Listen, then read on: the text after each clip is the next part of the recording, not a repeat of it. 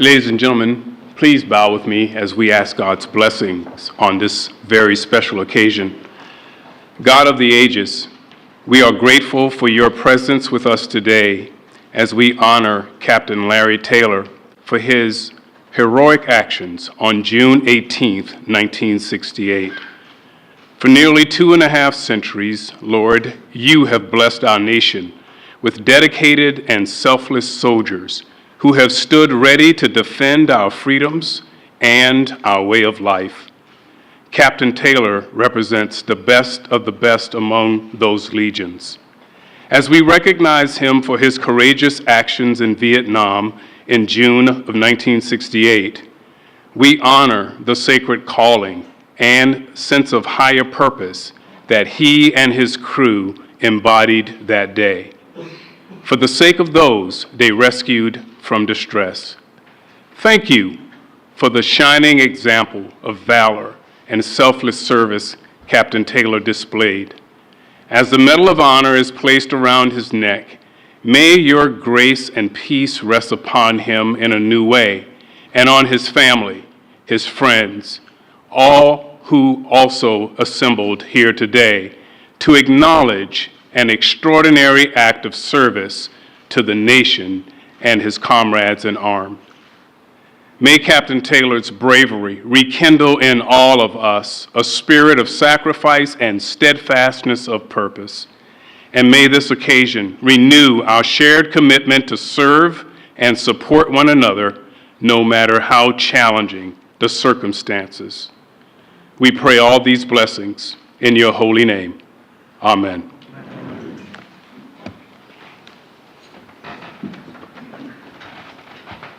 Please be seated. Thank you.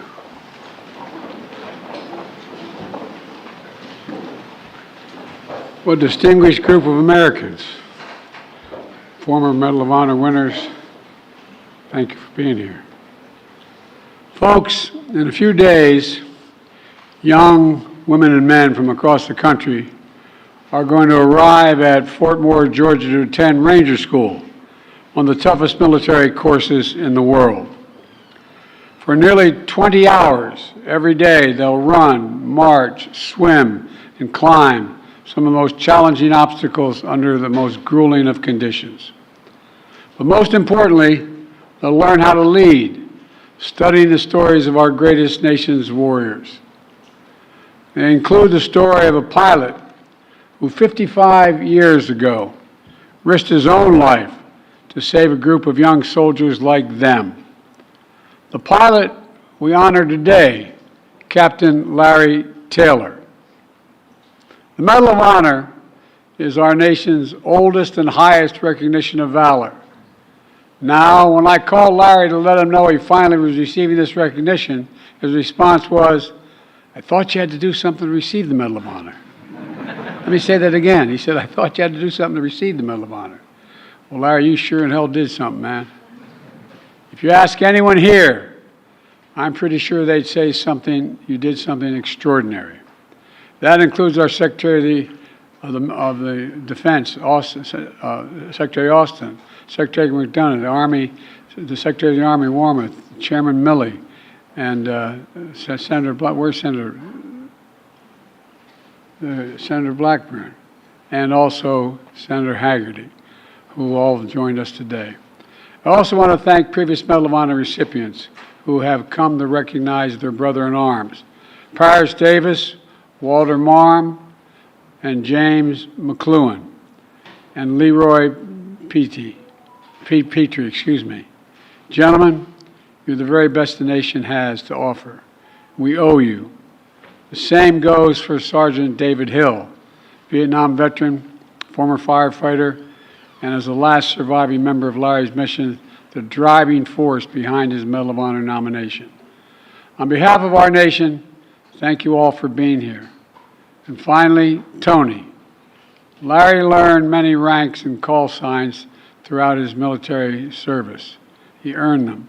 Captain, Dark Horse, Mustang, and probably a few we can't say out loud. Best left out of the presidential record, I guess. But I believe I believe that Larry is most proud of being called your husband. And it's an honor. It's an honor to have you both here as we give this heroism its full recognition that it deserves.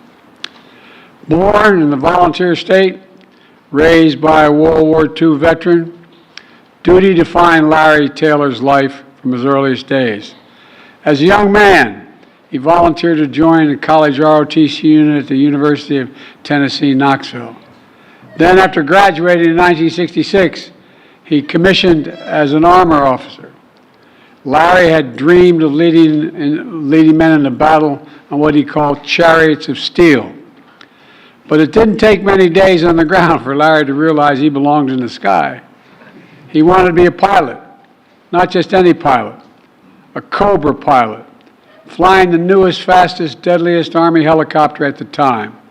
A gunship built for only 2 people and their ammo.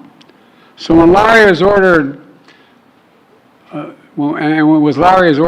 offered a spot to fly in the Fighting First in Vietnam, he jumped at the chance. It was there that then Lieutenant Taylor would go above and beyond the call of duty, quite literally. June 18th, 1968, it was pitch black, no moon, no stars, no light beyond the glow of Lieutenant Taylor's cockpit controls when he heard a whisper come through his radio. We're surrounded. We're surrounded. That's what he heard. The call had come from a 4-man Army Patrol unit just northeast of Saigon, a unit that included Sergeant David Hill. Earlier that day, the men had set out to recon the area, but in the dark, the men found themselves in the middle of the Viet Cong stronghold. Nearly 100 enemy soldiers now encircled their unit. The men picked up the radio and made a call. It was no longer a recon mission. They needed a rescue mission. Without hesitation, Lieutenant Taylor and his co-pilot began racing toward them. Over the radio, he laid out the game plan. He would use his Cobra to give the unit cover until a rescue helicopter could extract them. There was just one simple problem. It was pitch black. Lieutenant Taylor couldn't determine exactly where they were. So he asked his men to launch a flare, a move that revealed their location to him, but also to the enemy. Lieutenant Taylor knew the risk, but he was ready. Over the radio, he said, "Let's get to work." The flare went up, and the fight was on. The enemy fire lit up the night. Lieutenant Taylor and his co-pilot dove down, positioning their Cobra nearly parallel with the Viet Cong fighters. They flew dangerously low levels for more than a half an hour, firing thousands of rounds of rockets to cover the ground on which the men were. Then Lieutenant Taylor heard a sound. Not only meant one thing, his helo was hit. And then it was hit again, and again, and again. At that point, according to Army standards, he could have left the fight. But Lieutenant Taylor had his own sacred standard. Quote, "You never leave a man on the ground," end of quote. He tried to find an escape route for the unit, his Cobra taking more rounds as he did. He kept trying to radio for rescue, knowing that he and his men below were almost out of time and ammunition. On his last try, he learned that any attempt to save the men had been called off. The rescue helicopter was not coming. Instead, Lieutenant Taylor received a direct order: return to base. His response was just as direct: "I'm getting my men out. I'm getting my men out." Lieutenant Taylor would perform the extraction himself, a maneuver never before accomplished in a Cobra. Remember, the Cobra was only a gunship only. It had no cabin for passengers. But that was the least of his problems. First, Lieutenant Taylor needed to give his men a way out of the rice paddy where they'd been pinned down. He needed diversion. So despite the fact that he had no rockets or rounds left, Lieutenant Taylor drew the enemy fire himself, using his landing light to trick the enemy into thinking he still had ammo. He started making runs on the Viet Cong fighters. The ruse worked a few times, but it was enough for the men to make it to the extraction point. There, Still under heavy gunfire, Lieutenant Taylor landed. The men mounted the exterior of his helo, clinging to the skids, climbing on the rocket pods. Within seconds, Lieutenant Taylor was back in the air, but the mission wasn't over. Lieutenant Taylor saw his fuel light flickering. He had started off with 1,600 pounds of gas, and now he had about 6, not enough to make it back to base. Worse, the soldiers he was carrying were covered in wet mud and clinging to the Cobra against 50 knots of wind. Even if he could make it back to base, his men would freeze or fall first. So he once more risked his own safety for his fellow teammates. He located a friendly area to set his bird down. The 4 men dismounted the helo and disappeared back into the pitch-black night. No moon, no stars, no light beyond the glow of their faces when they briefly turned and saluted Lieutenant Taylor for saving all 4 of their lives. He wouldn't see some of these men again until 30 years later at Army reunions. By that time, Lieutenant Taylor had long become Captain Taylor. He had flown more than 2,000 combat missions, and he received a Silver Star, a Bronze Star, 2 Distinguished Flying Crosses, and 43 Air Medals. Thank God he's not putting them all on his chest. He'd have trouble standing. Incredible. No, really think about it. It's incredible. But the greatest honor of all, families showed up at these reunions too. They'd look for Larry. They'd hug him. They'd say, "You don't know me, but you saved my daddy's life." In a few days, young soldiers about the same age as Larry was during the dark night in Vietnam, they'll arrive at Ranger School. Like all of us today, they're inspired by his story, and they will be. But how? By how he refused to give up, refused to leave a fellow American behind, refused to put his own life above the lives of others in need. When duty called, Larry did everything to answer. And because of that, he rewrote the fate of 4 families for generations to come. That's valor. That's valor. That's our nation at its very best. And that's why it's now my great honor to ask Lieutenant Colonel Ann Hughes to read your Medal of Honor citation. May God bless you all, and may God protect our troops.